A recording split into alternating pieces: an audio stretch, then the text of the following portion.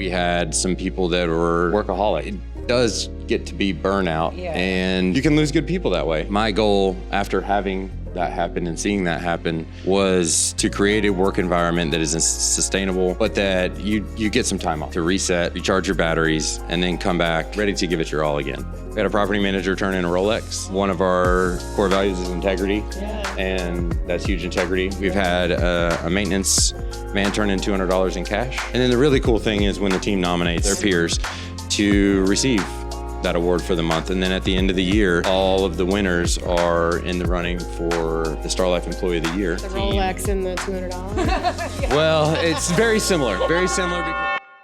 We'll start the show in just a minute, but first, a word from our premier brand sponsor. For many vacation company owners, there comes a time when you think about what's next. Maybe it's planning an exit, stepping back from daily operations, or finding the right partner to carry the business forward. Nocturne Luxury Villas is helping founders like you take that step with confidence. They partner with founders to build on the brand and relationships they've worked so hard to create over the years, while adding the resources necessary to grow stronger. Nocturne has completed 7 selectively chosen acquisitions in iconic destinations, and every single company kept its own identity, team, and homeowner relationships. In fact, they've never lost a homeowner after closing. That's incredible. They also bring powerful support from marketing and finance to technology and global distribution. With access to more than 500,000 high net worth and ultra high net worth travelers and partners like Virtuoso, American Express Select Homes and Retreats, and Marriott Homes and Villas, they expand the visibility and direct bookings well beyond what's possibly done alone. If you're considering your next chapter, go to nocturneluxuryvillas.com to see how they can help you protect your legacy while unlocking new opportunities. Welcome to Alex Nooney, the Relevant of Vacation Rentals. I'm Alex. And I'm Annie. And we are joined today live in 30A with Dylan Bozarth, who is the GM of 30A Escapes. Dylan, so good to see you. Yeah, thanks for having me. Feel very honored. Well, we've been trying to do this for, it feels like a year now, trying to make it happen. And we finally did. And we noticed that you even got shirts to prove that it's happening. We're chilling with Dylan. Chilling with Dylan. Big movement here. We're excited about that. But before we get started, I want to give us people a recap of who you are and what 30A Escapes is. Sure. So I am the general manager at 30A Escapes. I have been there for just a little bit over 10 years. Have seen a lot of things change on this beach in that amount of time. And yeah. Anything else? Yeah, no, I mean, you guys have done an incredible job in this area. This is not an easy area to rent properties. There's a lot of companies that do it, but it's probably one of the more complex areas, I would say, just because the density, it's a short amount of space with a ton of properties, and it gets super busy here in the summertime. Maybe for anybody that's not familiar with 30A, kind of talk about what those challenges and nuances are. One of the biggest challenges is the amount of quality property managers on 30A and in and around the area. Just a ton of talent in property management on 30A. And so that really increases the bar and makes it very difficult to break into a market such as 30A. There are, maybe the infrastructure was not always built, or we did not have in mind that the growth that we have seen over the past 5 years would result in such a demand for our beach, which is very cool. I grew up on this beach and always loved the quaintness of 30A and really hope to be able to keep it that way. But the growth is one of the challenges. The roads, some of the Wi-Fi, if you've ever been to 30A, Wi-Fi and MediaCom can be a little bit of a challenge. But just some of the maybe challenges that other people face as their beaches have grown or as their destination have grown. Cell phone service can be a bit of a challenge sometimes in being able to communicate with our teams and to utilize our softwares and just communicating with our field staff in general. Also, our logistics to get parts and to get like a replacement TV on a turn day. Sometimes we have to go 10, 15 miles one direction to have that. So in turn, we have a lot of backstock in appliances or TVs or just things that we might need on a day-to-day basis. Yeah, I think one of the things that, because I live here, not too far from 30A, but one of the things that's always been unique about the 30A corridor is that there are, and I can't remember what the stat was, but there's like 20 some different beaches, like beach town names, like every little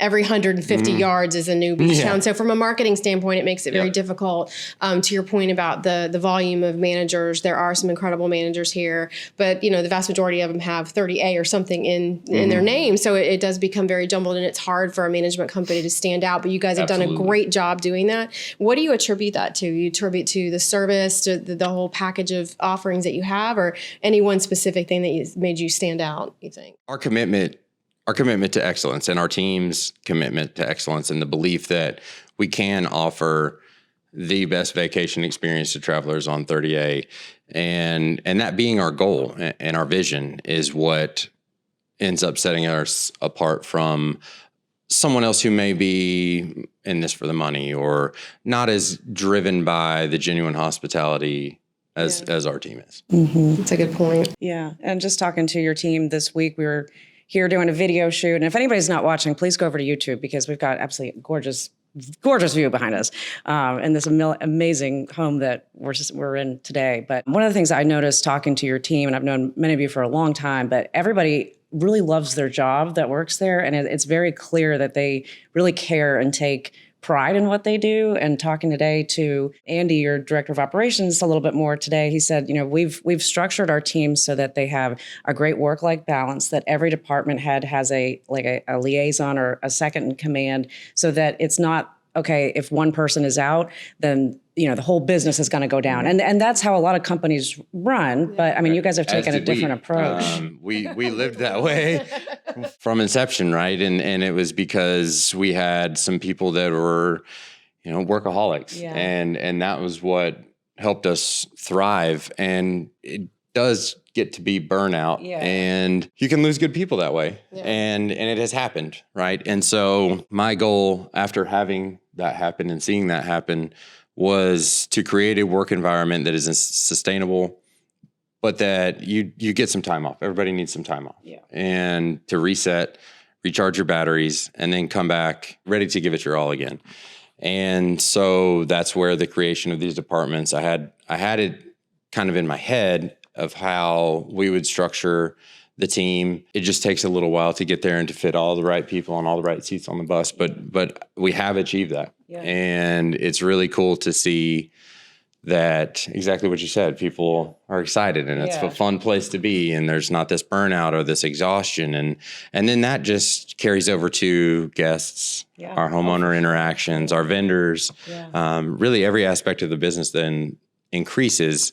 And just one of the most probably wonderful things that I've seen happen in this business is just the growth and the sustainability that we built in the team. Yeah, that's really good. And a lot of people can't say that, especially after COVID. I think so many people were just burnt out. They just wanted to get away from it all. But one of the things I actually introduced a session at VRMA this year where one of your girls actually spoke up after. It was kind of like the Q&A session, but she shared how you communicate with homeowners. And I thought people were sharing ideas.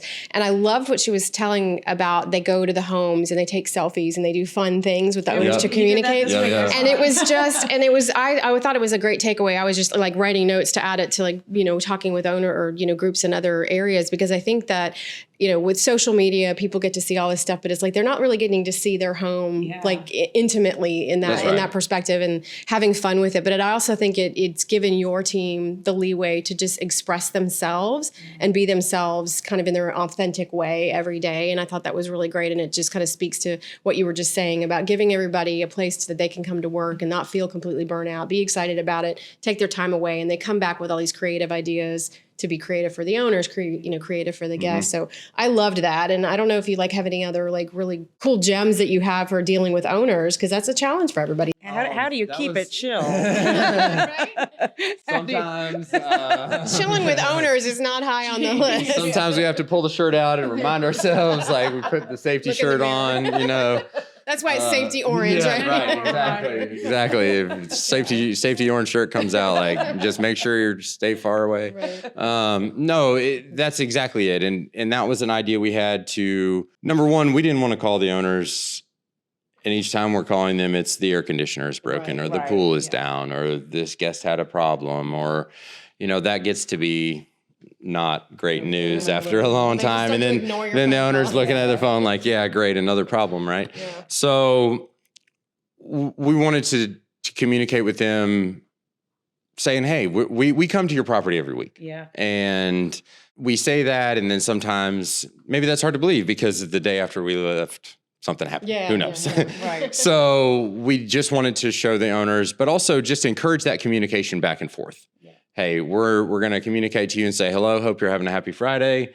The beach is gorgeous today. Or, hey, we saw this little lizard running across the sidewalk. Anything, all kind of fun things. Sometimes it's rainy day pictures. Yeah. I love the ones where we're sending drenched pictures of us in our jackets and hey, we're still out there, right? We're still doing it.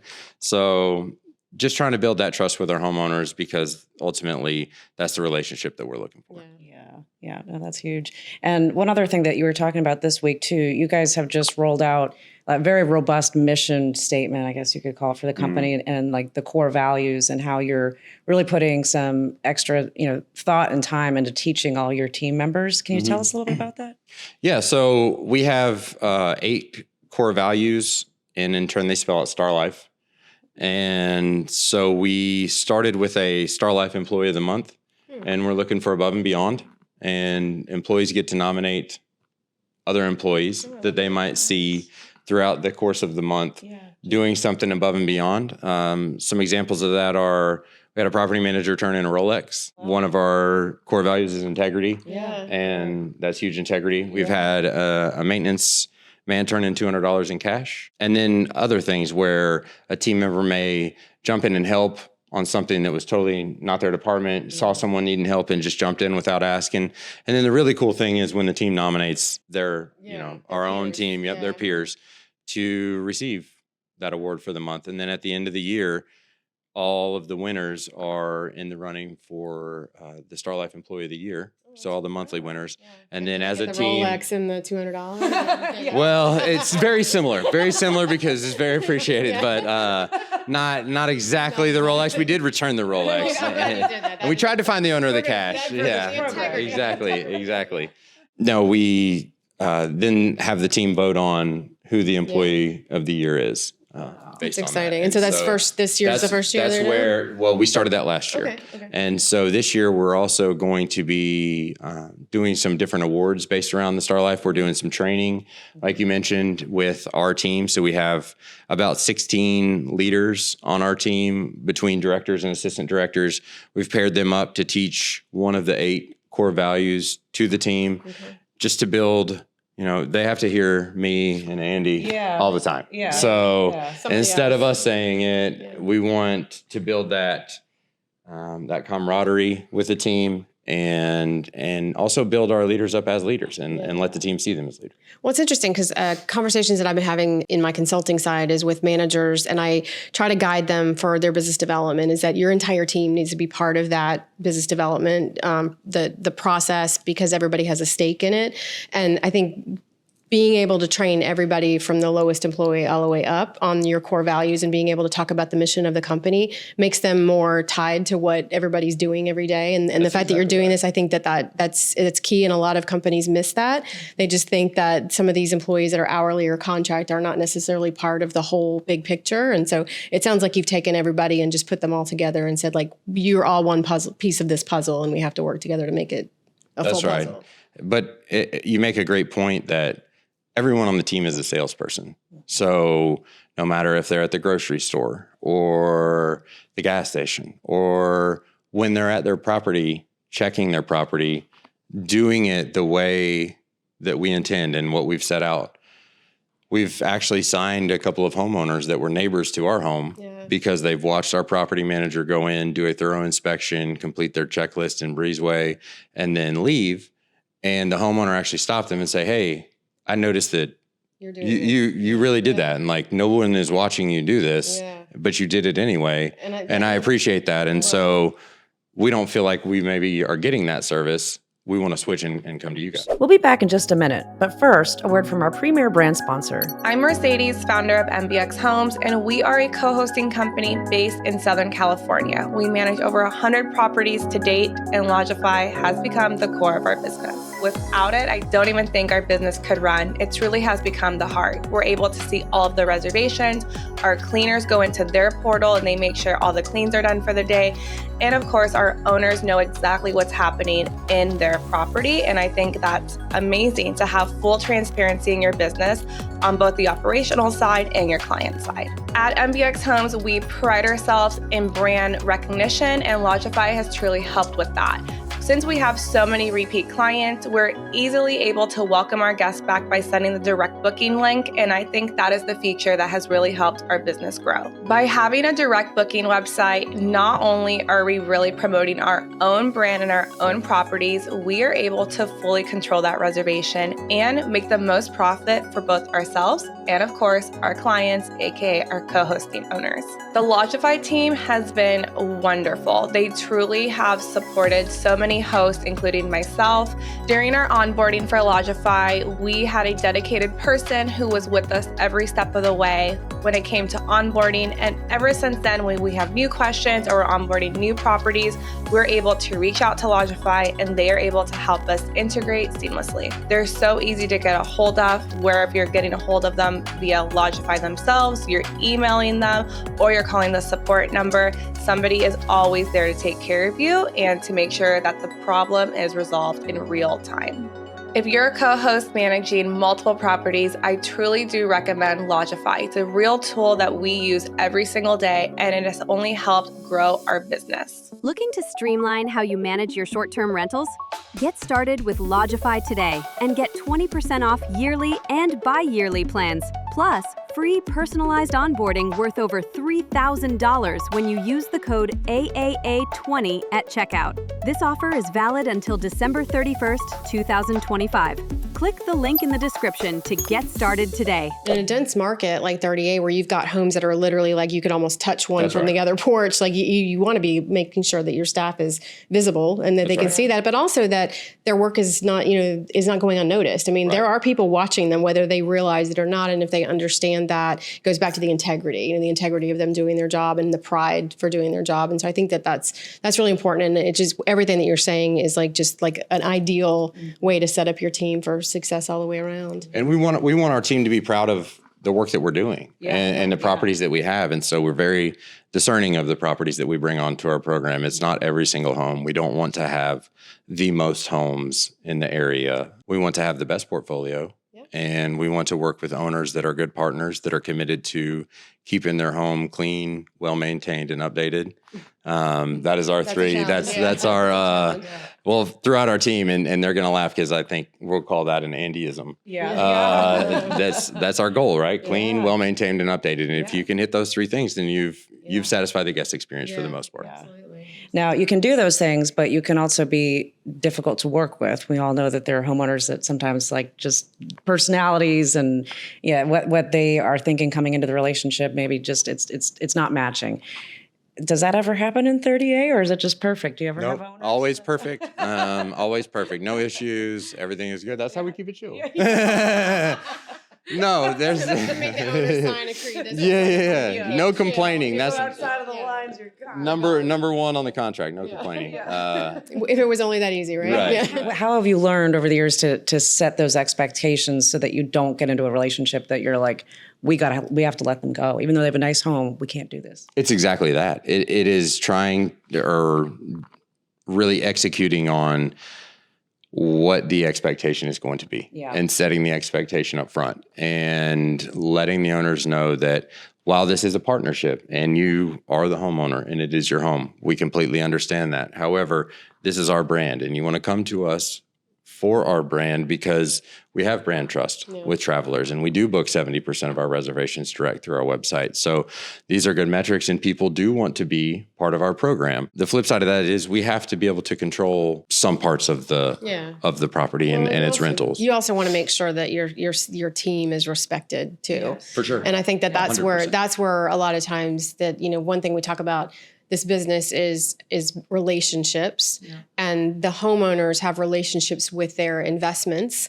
And a lot of times those investments are their long range strategy for retirement. And they may have, personal memories tied to it. So there's a lot of emotion that's tied to it. So trying to level set that up front is So I definitely would encourage and a identifying chill that. clause. We try to identify what is your goal for the property? Is your goal to own this for 10 years?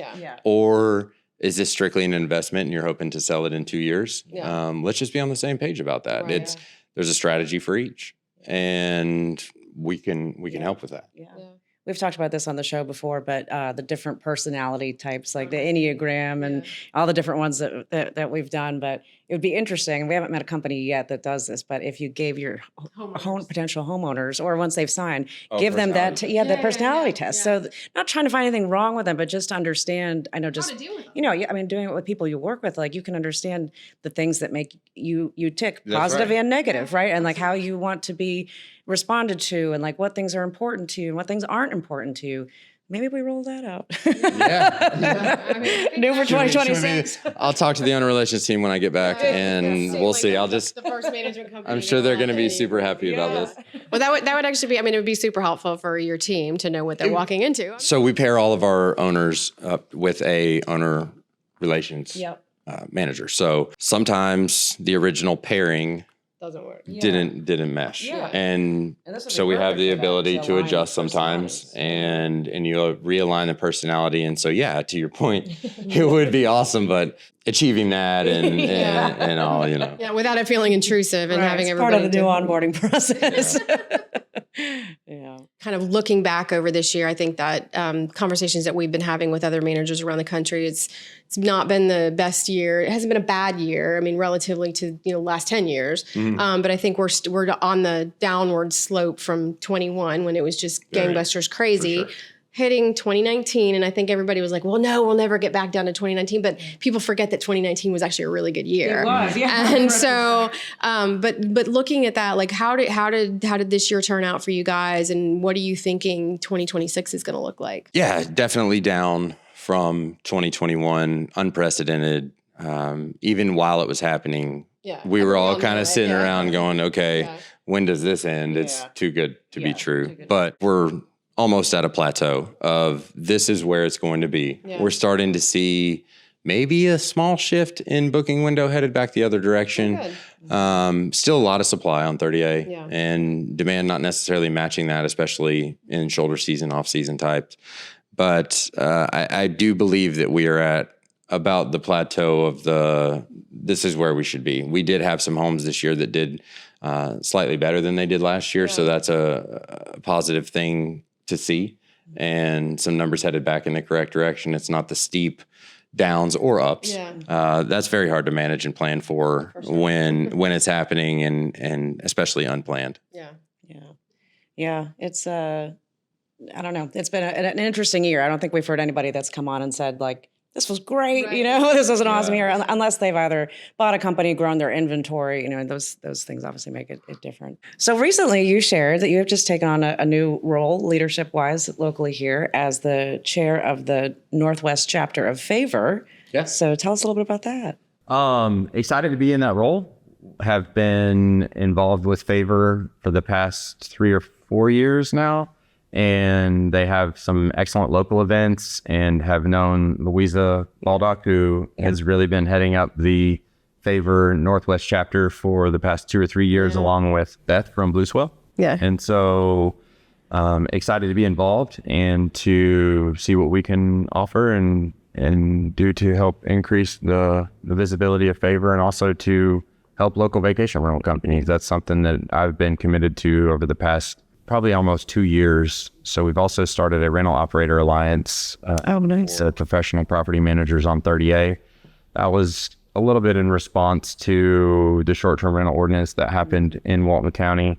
And again, just trying to be a good neighbor. We want to blend, and we don't want to be the people who are bringing problems or, angst to neighborhoods. We totally understand that people live here full time, as do we, and we would not want to be disturbed either. And so we're looking to bring respectful guests, and if that's not what's happening, then we'll have to intervene.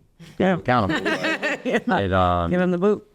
But back to the Favor and the Rental Operator Alliance. There was a time on 30A when we as property managers, especially for the excellence and professionalism of a lot of the property managers on 38. We didn't talk to each other. Yeah. No, very true. Yeah. And we were very siloed out. And so when regulations happened or when things were happening around the county or on the beaches and things like that, we didn't communicate, although we had a little bit of a driving force having 7,000 of the, maybe 10,000 rentals on 38. Yeah. So we have since started to communicate, and it's been very helpful. We meet with the sheriff, actually a lieutenant on the Walton County Sheriff's Office every month. Mm-hmm. And we talk about things that have happened, what we are going to do for spring break, what we can do together as the county and property managers to be able to kind of eliminate some of those issues that are being brought up in these neighborhoods by rental homes. Yeah, and I think it's important, and it's a reminder that, it's not a matter of if,